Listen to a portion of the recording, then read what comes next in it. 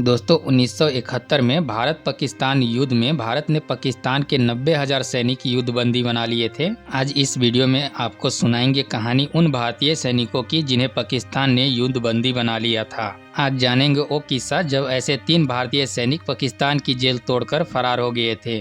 दोस्तों ये बात है साल 1972 की। पाकिस्तान के खैबर खख्तूनख्वा प्रांत में लंडी कोतल नाम की एक जगह है।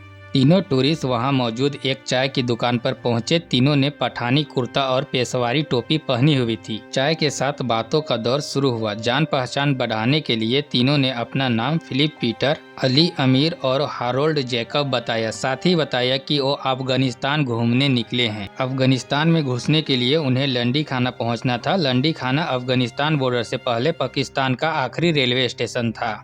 जब तीनों ने चाय वाले से वहां जाने का भाड़ा पूछा तो उन्हें कुछ अनमना सा जवाब मिला। तीनों ने सोचा कि किसी टैक्सी वाले से पता करते हैं, लेकिन तीनों ने चाय की दुकान से बाहर निकले ही थे कि पीछे से एक आवाज आई, तुम्हें लंडी खाना जाना है? तीनों ने हाँ में जवाब दिया। ये सुनकर आवाज लगा रहे शख्स का चेहरा कुछ गंभीर हो गया। उसने तेज आवाज में पूछा, कौन हो तुम? उस शख्स ने बताया, लंडी खाना नाम का कोई स्टेशन है ही नहीं। 1936 तक ऐसा एक रेलवे स्टेशन हुआ करता था, लेकिन बाद में उसे बंद कर दिया गया था। ये सुनकर तीनों इधर उधर की कहानियां बनाने लगे, लेकिन उनकी चोरी पकड़ी जा चुकी थी। पूछताछ में तीनों की सच्चाई सामने आई और जब तहसीलदार को पता चला कि तीनों भारत से हैं तो उनकी भौहें चढ़ गई, क्योंकि ये 1971 युद्ध के ठीक बाद का दौर था और पूरे पाकिस्तान के लोगों में भारत को लेकर जबरदस्त नफरत बैठी हुई थी। तहसीलदार का बस चलता तो वो तीनों को गोली से उड़ा देता, लेकिन ऐसा नहीं हुआ। ये तीनों लोग बचे कैसे जानेंगे, लेकिन उससे पहले बताते हैं कि ये तीनों यहाँ पहुँचे कैसे और इसके लिए हमें चलना होगा इस कहानी की एकदम शुरुआत में।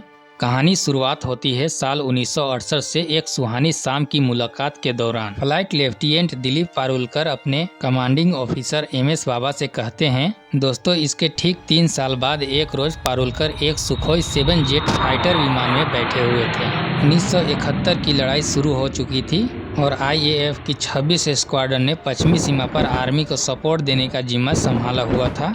पाकिस्तान में लाहौर से पूर्वी दिशा में एक शहर है जफरवाल। यहाँ चल रही हवाई लड़ाई में एक वाच टावर भारतीय विमान को बहुत नुकसान पहुँच रहा था। 10 दिसंबर की रोज पारुलकर जेट फाइटर में बैठकर उड़ान पर निकले। उनका निशाना यही वाच टावर था, लेकिन इससे पहले कि पारुलकर अपना मिशन पूरा कर पाते एक एंटी एयरक्राफ्ट गन का निशाना उनके जेट को लगा और वो गोता लगाते हुए जमीन की तरफ गिरने लगा। पारुलकर ने अपना पैराशूट खोला और सही सलामत जमीन तक पहुँच गए, लेकिन जहाँ वो उतरे थे वो दुश्मन की जमीन थी और उतरते ही आसपास के लोगों ने उन्हें पकड़ा और पाकिस्तानी अधिकारियों के हवाले कर दिया। पारुलकर को रावलपिंडी स्थित पाकिस्तानी वायुसेना के बेस कैंप में ले जाया गया और जेल में डाल दिया गया। कुछ दिनों बाद पारुलकर को उनके साथियों से मिलने दिया गया। भारतीय वायुसेना के कुल 12 पायलट युद्धबंदी बनाए गए थे, लेकिन इस कहानी के लिए हम मुख्यतः 3 लोगों की बात करेंगे। फ्लाइट लेफ्टिनेंट मलविंदर सिंह गरवेला, हरीश सिंह जी और पारुलकर। इन तीनों को जहां रखा गया था उस युद्धबंदी कैंप के इंचार्ज पाकिस्तानी वायुसेना के एक अफसर हुआ करते थे।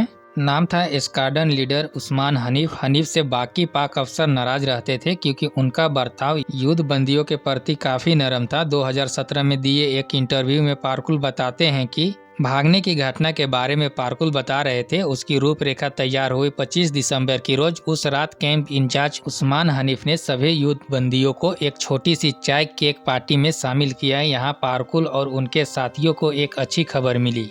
पता चला कि ढाका में पाकिस्तानी फौज ने आत्मसमर्पण कर दिया है, लेकिन पारुलकर को पता था कि उनकी आज़ादी अभी बहुत दूर है। इसलिए पारुलकर ने मन ही मन भागने का प्लान बनाना शुरू कर दिया। ये प्लान उन्होंने अपने बाकी साथियों को बताया, लेकिन कोई तैयार नहीं हुआ सिवाय 2 लोगों के। फ्लाइट लेफ्टिनेंट मलविंदर सिंह ग्रेवाल और हरीश सिंह जी तीनों ने सबसे पहले उस्मान हनीफ के दिए एटल से इलाके का नक्शा तैयार किया। नक्शे के अनुसार जेल के सामने से ही ग्रांड ट्रंक रोड गुजरती थी, लेकिन वहां तक पहुंचने के लिए जेल सेल से निकलकर एक संकरी गली तक पहुंचना था। इस गली का इस्तेमाल एक से दूसरे बिल्डिंग में जाने के लिए किया जाता था और वहां रात को एक पहरेदार नियुक्त रहता था। संकरी गली को पार कर लिया तो बाउंड्री वॉल को फांदकर मेन रोड तक पहुंच सकते थे। वहां से आगे का प्लान पाकिस्तान अफगानिस्तान बॉर्डर तक पहुंचना था। यदि अफगानिस्तान में एंटर हो गए तो वहां से आसानी से भारत भी पहुंच जाते। ये था पूरा प्लान, लेकिन पहला काम था जेल की 18 इंच मोटी दीवार को छेद करना। पारुलकर और उनके साथियों कुछ दिनों तक अपनी दाढ़ी बढ़ने दी और फिर कैंप इंचार्ज से दाढ़ी काटने के बहाने एक कैंची मांग ली। इस कैंची और एक चोरी की स्क्रू ड्राइवर की मदद से उन्होंने दीवार में छेद करना शुरू किया। ये काम कई दिनों के अंतराल में किया गया ताकि किसी को शक न हो। और इस दौरान तीनों ने एक और काम किया। जेनेवा कन्वेंशन के तहत युद्धबंदियों को हर महीने 57 रुपये मिलते थे अपने निजी खर्चे के लिए। इस पैसे से तीनों ने ड्राई फ्रूट और कंडेंसर्ड दूध के कुछ डब्बे खरीद लिए ताकि रास्ते में काम आ सके। इस सारे सामान को रखने के लिए उन्होंने फटे हुए पैराशूट का कपड़ा इस्तेमाल कर एक बैग बनाया। इसके अलावा ट्रांजिस्टर की बैटरी से उन्होंने कपड़े सिलने वाली सुई को चुंबकीय बना लिया ताकि उसकी इस्तेमाल कंपास के तौर पर किया जा सके। इन सुइयों को एक कलम के खोखे में छिपा दिया जिससे आसानी से जेब में डाला जा सके। जब ये सब इंतजाम हो गया, उन्होंने जेल के दर्जी से अपने लिए 3 पठानी सूट सिलवाए ताकि जेल से भागने के बाद स्थानीय लोगों में घुल मिल जाए। सारा इंतजाम होने के बाद तीनों ने सही मौके का इंतजार करना शुरू कर दिया। ये मौका उन्हें मिला 13 अगस्त 1972 की शाम। अगले रोज पाकिस्तान की आज़ादी की तारीख थी, इसीलिए अगले दिन छुट्टी के ख्याल से गार्ड भी आराम के मूड में थे। उस रात आसमान में जोरों से बादल गड़गड़ा रहे थे। मौका देखकर आधी रात पारुलकर और उनके दोनों साथियों दीवार में बने छेद से निकले और शंकरी गली में पहुंच गए। वहां एक गार्ड सो रहा था, उसने अपने मुंह पर कंबल डाला हुआ था। तीनों ने हल्के कदमों से शंकरी गली को पार किया और फिर भागकर कंपाउंड की दीवार के पास पहुंच गए।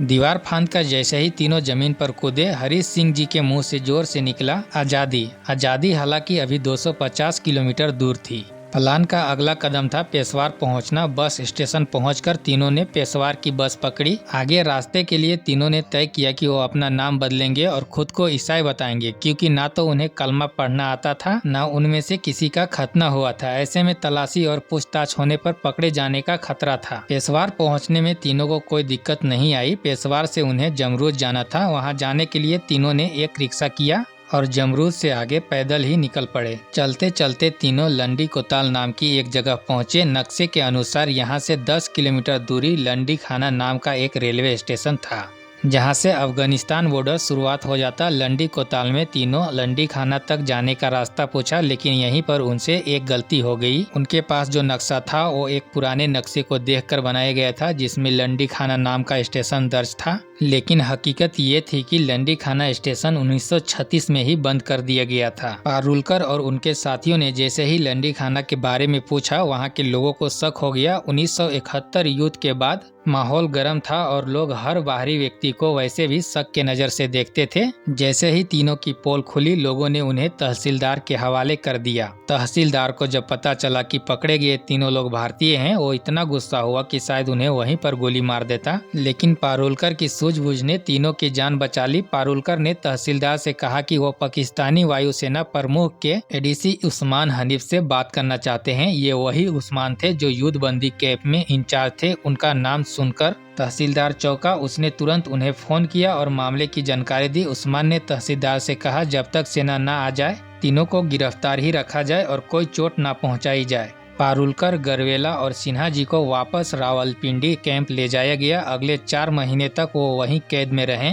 दिसंबर 1972 में पाकिस्तान के राष्ट्रपति जुल्फिकार अली भुट्टो ने सारे युद्धबंदियों को रिहाई का ऐलान किया और बाघा बॉर्डर के रास्ते उन्हें भारत भेज दिया गया। जैसे ही ये बाघा बॉर्डर के पार पहुंचे, वहां लोगों का जुलूस उनके स्वागत के लिए खड़ा था। रिहाई के कुछ महीने बाद फ्लाइट लेफ्टिनेंट दिलीप पारुलकर एक रोज वायुसेना प्रमुख पीसी लाल से मिले और तोहफे में उन्हें एक माउंटेन पेंट भेंट दिया। पीसी लाल ने माउंटेन पेंट का ढक्कन खोला तो वो देखा एक कंपास था।